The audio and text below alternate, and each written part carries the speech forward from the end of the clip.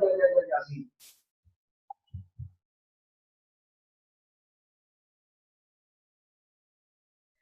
Listo, muchachos, buenos días. Espero se encuentren muy bien. Vamos entonces a retomar la clase pasada. Recordemos que quedamos en esta parte de una partecita que hablamos de esto de las escuelas literarias.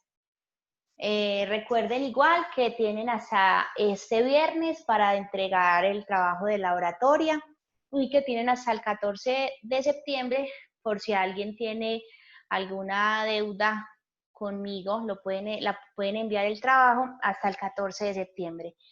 Hoy vamos entonces a hablar esta parte de las escuelas literarias.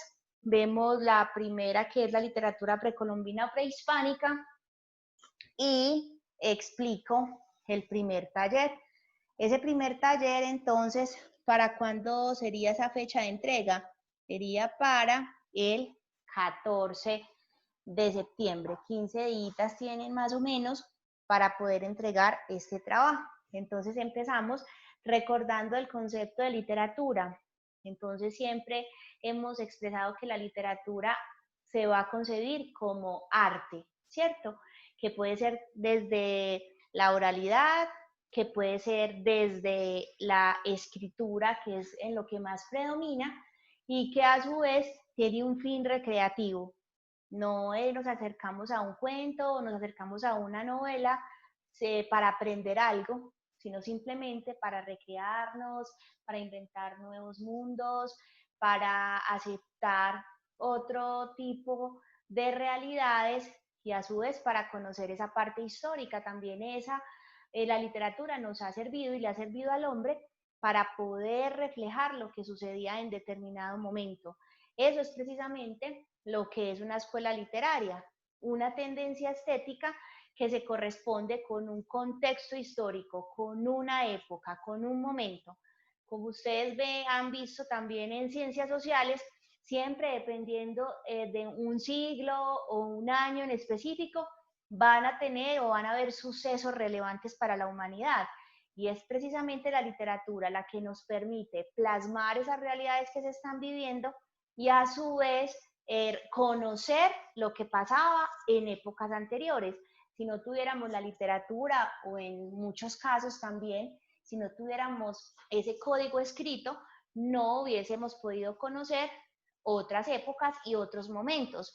Entonces, precisamente una escuela literaria es una tendencia estética que se impone y que depende necesariamente de un momento histórico, de un contexto social, de un contexto político. ¿Qué es lo que se estaba viviendo? Entonces, por ejemplo, desde Latinoamérica, nuestros primeros indicios de literatura la ubicamos en la literatura precolombina o prehispánica, donde nos hablan de todos nuestros indígenas.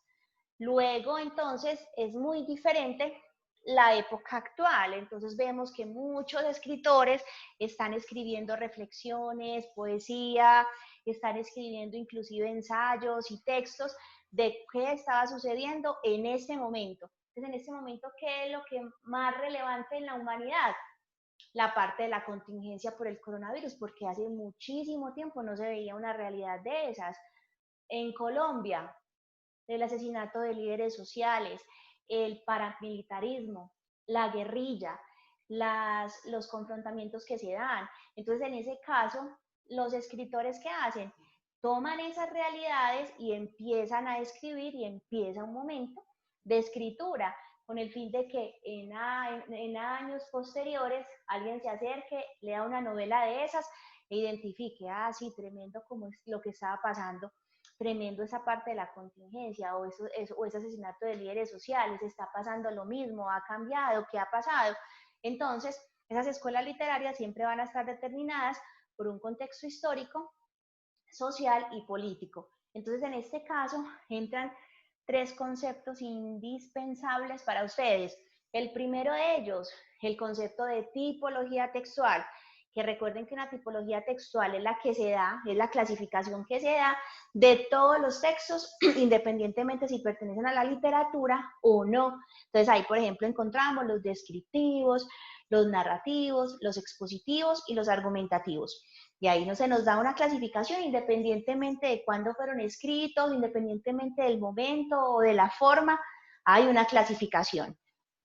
Pasamos entonces a lo que veíamos en los trabajos anteriores, al concepto de género literario. En este caso, entonces, hablamos de género literario. Igualmente hay una clasificación, pero solamente de lo que conocemos como literatura. Y en ese caso, la clasificación se daba a partir de ¿qué? De cómo estaban escritos. Si estaban escritos en verso, si estaban escritos en prosa, si tenían musicalidad.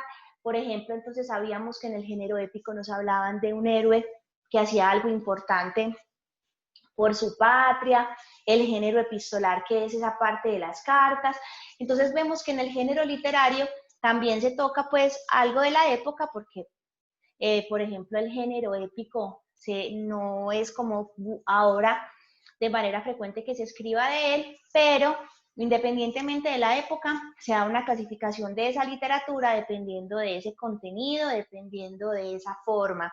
Y ahora entonces encontramos el concepto de escuela literaria, que entonces ya conocemos y reconocemos esa escuela literaria también como una clasificación de la literatura, pero la característica principal va a ser un contexto social, político e histórico, es decir, una época determinada.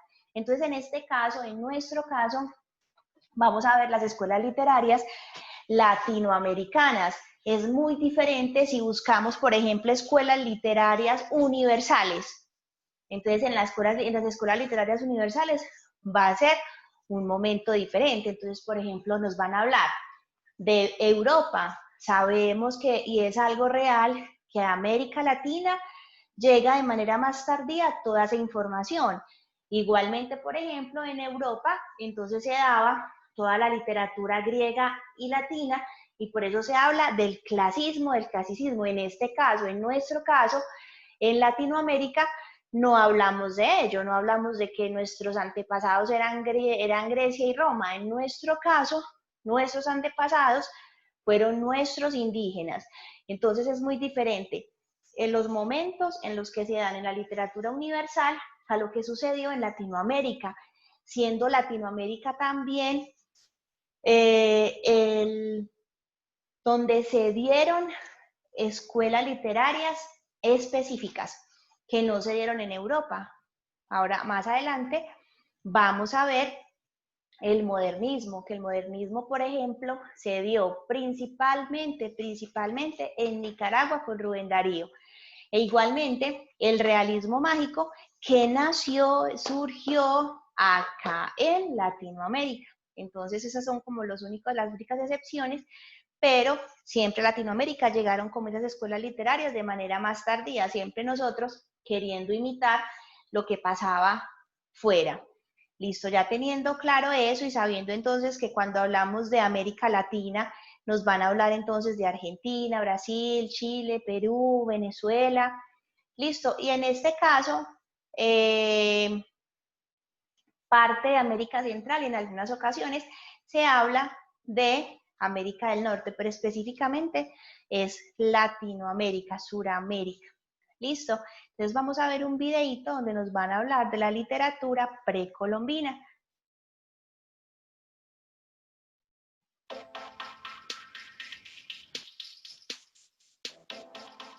Hola, bienvenidos a la ciudad del aprendizaje.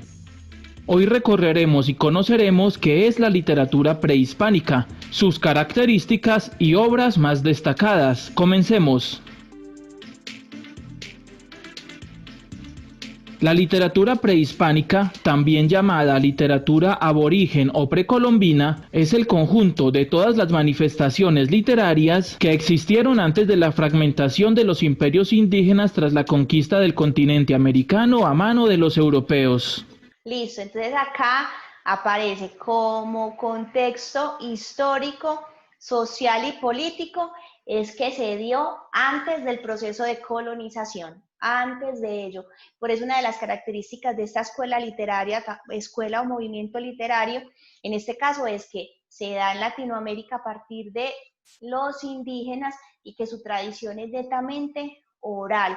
En ese momento nuestros indígenas no tenían un código escrito, sino que se pasaban de generación en generación, de padres a hijos, de hijos a sus hijos, y así sucesivamente.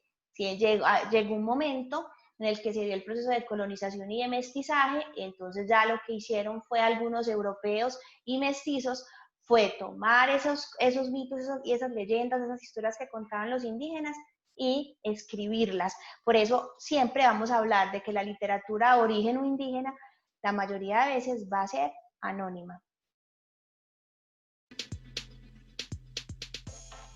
Durante este proceso de conquista y colonización se explotaron en América riquezas incalculables, se aniquilaron poblaciones y culturas, y se impuso una nueva religión y unas nuevas lenguas a todas las culturas que ya habitaban el continente desde hace unos 20.000 años. Listo, en este caso entonces sabemos una de las características de la literatura precolombina era que era una literatura en la que se hablaba desde el politeísmo, es decir, se creía en varios dioses. Cuando ya llegó ese proceso de colonización, que ustedes saben también mucho sobre ello, ya sabemos entonces que nos impusieron una religión y ya pasamos a ser monoteístas y que teníamos multitud de lenguas, porque cada una de esas tribus indígenas habla y tenía su lengua característica. Hoy en día la pérdida ha sido pues abrumadora y nos impusieron en ese momento una única lengua. Tiempo en el que desafortunadamente no alcanzaron a desarrollar una escritura hábil para registrar y conservar todas sus creaciones literarias, fundamentadas en la mitología, los cuentos, las leyendas, el teatro y la poesía. Y aunque estas creaciones alcanzaron a transmitirse gracias a la tradición oral, muy pocas lograron conservarse y prevalecer hasta nuestros tiempos.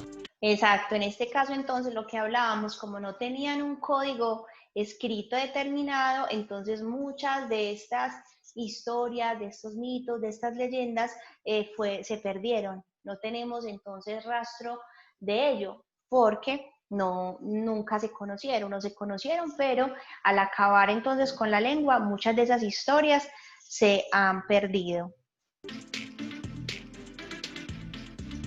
Los mitos son de carácter religioso y se usaban para explicar el origen del hombre o los fenómenos naturales. Listo, en este caso aparecen entonces los géneros que se daban en ese momento, en esta escuela literaria. El primero de ellos, los mitos, que siempre nos hablan del origen, de dónde viene el hombre, de dónde viene el cosmos, el universo, el sol, las estrellas, su origen. Siempre va a haber la presencia de un Dios superior, de seres superiores, siempre van a estar presentes en un mito. Hablan del origen del hombre, de los fenómenos naturales y a su vez se consideran textos sagrados porque aparecen, por eso la palabra mito o mitología, porque habla entonces del origen y se consideran sagrados y para ellos se consideran textos verdaderos. En las leyendas se referencian a sus héroes o a situaciones históricas importantes.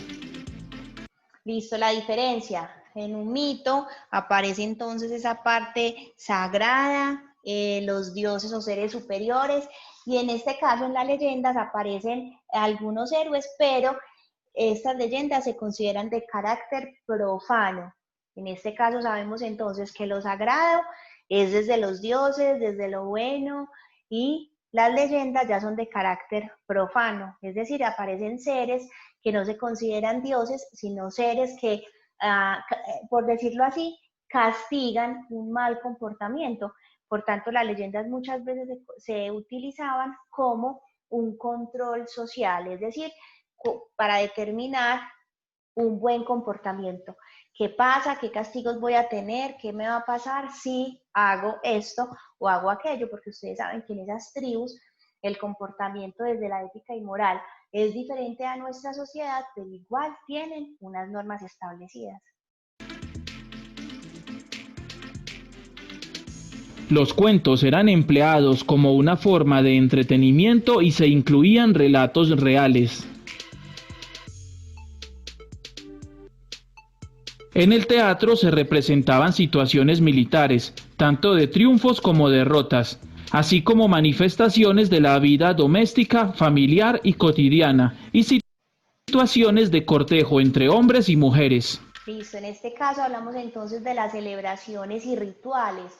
Entonces hacían como tipo de dramatización de qué era lo que pasaba o cómo era, por ejemplo, el proceso de conquista. Por ejemplo, en nuestras tribus indígenas, en la tribu Wayuu, hay una manera de cortejar. Entonces hacen como una especie de danza, la mujer virgen que va a ser conquistada, y aparecen entonces ciertos hombres indígenas que empiezan a cortejarle en ese baile y solamente uno va a ser el elegido.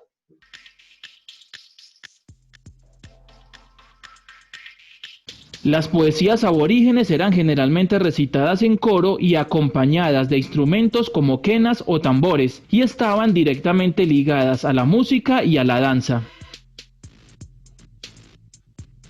En este caso de la poesía también entra esa parte de los rituales, porque todos sabemos entonces ellos tenían unos cantos en específico si querían que dejara de llover o cantaban o elevaban determinadas alabanzas o cantos para que la cosecha tuviera el proceso adecuado. Entonces en ese caso también se daba esa parte de la poesía. En general, la literatura precolombina se caracterizó por ser anónima y colectiva, enfatizarse en la naturaleza y en sus elementos, tratar temas agrícolas, poseer un carácter religioso en torno a numerosos dioses y por expresar las emociones y sentimientos de forma subjetiva y armoniosa. Listo, entonces en ese caso, características importantes, lo que hablábamos, que eran historias anónimas y se consideraban colectivas porque se transmitían de generación en generación a partir de la oralidad. Cuando hablaban entonces de esa parte agrícola, entonces porque para ellos los cultivos y específicamente en Latinoamérica el maíz era como casi un producto sagrado. Desde lo religioso, como ya habíamos hablado, múltiples dioses, no solamente se creía en uno solo como ahora, sino que siempre en esos mitos, en esas leyendas, en los diferentes géneros que ellos desarrollaron, siempre se hablaba desde el aspecto religioso, desde la naturaleza, porque hablaban también del origen, desde de dónde provino algo, los animales, cómo fue esa división, cómo fue su creación, y a su vez las emociones, porque siempre trataban de plasmar todo su ser y todo su sentimiento en cada una de esos relatos que transmitían. No abundan los testimonios literarios de las culturas precolombinas debido a que fueron transmitidos de generación en generación gracias a la tradición oral. Por fortuna, los trabajos de recopilación e interpretación de cronistas y antropólogos han permitido el conocimiento de algunas de sus obras. Entre las más destacadas están el Popol Vuh, libro sagrado de la cultura maya quiché, el Chilam Balán, perteneciente a la civilización maya, la literatura náhuatl de los aztecas, la poesía quechua y las leyendas del Yurupari colombiano. Listo. Eso se convierten entonces como en las obras más significativas de esta escuela literaria. El Popol Vuh, el Chilam Balán, la poesía quechua, y acá en Colombia una de los escritos más representativos para nuestros indígenas son las leyendas del Yurupari. O en este caso, en nuestro caso, vamos a trabajar el Popol Vuh.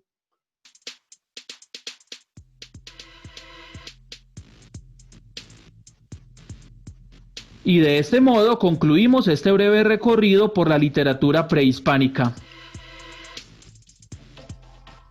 En la descripción del video encontrarás algunos enlaces en los que podrás ahondar de manera más profunda sobre esta temática. Como siempre, también podrás visitar. Listo, entonces en este caso, ay, ya se va a acabar el tiempo. En este caso entonces queda claro que la literatura precolombina entonces se da, primero que todo, antes del proceso de colonización. En este caso nos ubicamos entonces en los indígenas latinoamericanos, que eran historias o textos de carácter anónimo, que su tradición es desde lo oral, porque se transmitían de generación en generación. ¿Y quiénes fueron los que codificaron esa información o la escribieron? Los mestizos y los europeos, cuando se dio ese proceso de colonización, fue que retomaron todo esto. Que una de las principales características o de los géneros más representativos en este caso es el mito, la leyenda, poesía y teatro. Recordemos la diferencia entonces entre mito, que se habla del origen de algo, del cosmos, de la tierra, de las estrellas, del sol, de la luna, y que es de carácter sagrado y que aparecen múltiples dioses.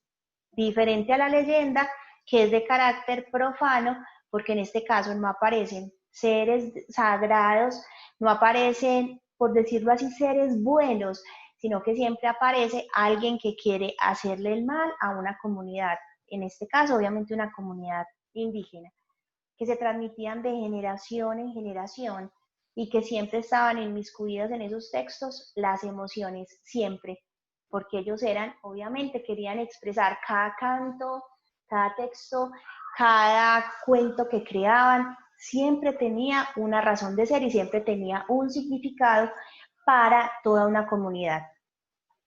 También recordemos que los textos más característicos son el Popol Vuh, el Chilam Balam. En Colombia se dio también uno de esos textos, que es la leyenda de Yurupari. ¿Alguna pregunta hasta acá? ¿Alguna pregunta? No. No, profe. ¿Están claros? Listo, entonces vamos a hablar un poco entonces de la actividad.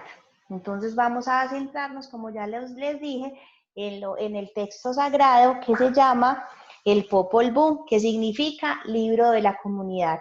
Listo, porque en este caso siempre se habla desde como la reunión, como algo común, como algo que sería entonces parte de una sociedad, que en este caso hablamos de lo que son los indígenas. Listo, pertenece básicamente a la literatura maya, tomando un poco de México y también de Guatemala, porque recuerden que ellos tienen muchísimas cosas compartidas. Entonces también se conoce como el libro sagrado. Entonces la idea es que ustedes ingresen a este link, les va a abrir entonces la primera parte, que sería el capítulo 1 del Popol Vuh o libro sagrado maya. Entonces ustedes van a hacer la lectura, es corta, la verdad. En octavo puse otro más largo. La idea también es que vean el video donde nos hablan y nos recrean a partir de la imagen parte de esas historias que aparecen en el Popol Vuh y luego qué deben realizar. Primero, elaborar un cuadro comparativo en el que identifiques 5 semejanzas y 5 diferencias que encuentres entre el Popol Vuh y la creación del mundo según la Biblia. Recordemos entonces que 5 semejanzas, que me hablan de una semejanza pues que es obvia, que me hablan del origen de algo, la creación. O una diferencia, que en el Popol Vuh eran politeístas y en la Biblia que eran monoteístas. Y así después de leer y después de escuchar el video y verlo, van a empezar a identificar y es un cuadro comparativo. Luego, ¿qué deben hacer? Elabora una historieta. Recuerden que en la historieta se utiliza más la imagen que el texto escrito. Se utilizan nubes, se utilizan viñetas, las estrellas o el círculo así en punta, que significa pues un golpe, algo. Siempre van a utilizar en este caso ese tipo de viñetas. Entonces dice, elabora una historieta en la que relates el mito de la creación de la luna y el sol según este texto. Recuerda hacer uso de la imagen, viñetas y obviamente de texto. Entonces en este caso es una historieta que ustedes deben realizar sobre el mito de la creación de la luna y el sol según el Popol Vuh. Listo, ya saben que lo hacen en hojas de blog, lo pueden hacer en Word, lo pueden hacer en el cuaderno y mandarme la imagen, no, subirla al Padlet para poder calificarla desde ahí. Queda clara la actividad. Recuerden que ustedes tienen a partir de este viernes 15 días. Por eso entonces la fecha de entrega sería, o pues ya debe aparecer ese trabajo en el Padlet, el 14 de septiembre. Recuerden a su vez que la próxima semana no tenemos encuentro, sino que resolvemos dudas, si tienen alguna pregunta, algo, necesitan más información, entonces por WhatsApp toda la semana ustedes saben que me pueden escribir para si tienen alguna duda de la actividad. Recuerden ponerse al día, las personas que me deben algunos trabajos tienen hasta el 14 de septiembre también para que aprovechen mucho ese tiempo. Y que dentro de 15 días nos vemos para tocar ya la segunda escuela literaria, que es la literatura de la crónica y la conquista. Si alguien tiene alguna pregunta, por favor, prende el micrófono y estoy atenta a responderla o por el chat si les da pena hablar.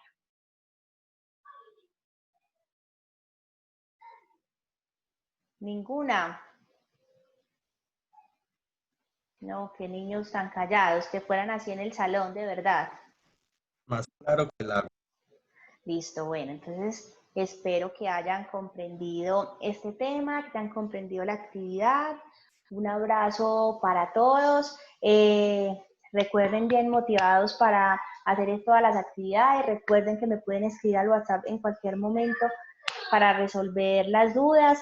Recuerden y hacer todo lo posible para subir esas actividades al Padlet, que es muchísimo mejor tener todos los trabajos allí reunidos y no revisar el correo que no llegó, que lo mandaron, me llegó a los no deseados o mandan el correo sin el archivo adjunto.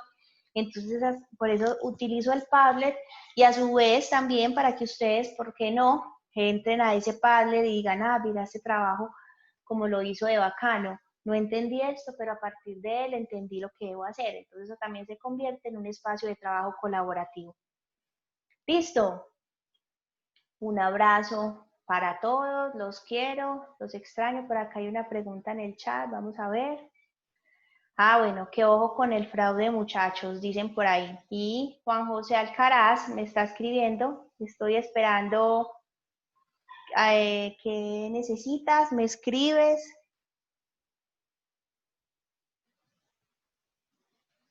Mateo, bien, por favor, ese buen comportamiento o esta vez sí te retiro de la clase de verdad. ¿Listo? Vamos a dejar hasta acá. Si, Juanjo, si tienes algo, Juan José Alcaraz, si tienes alguna pregunta que ya es de personal, me escribes por el chat para solucionarte entonces la duda.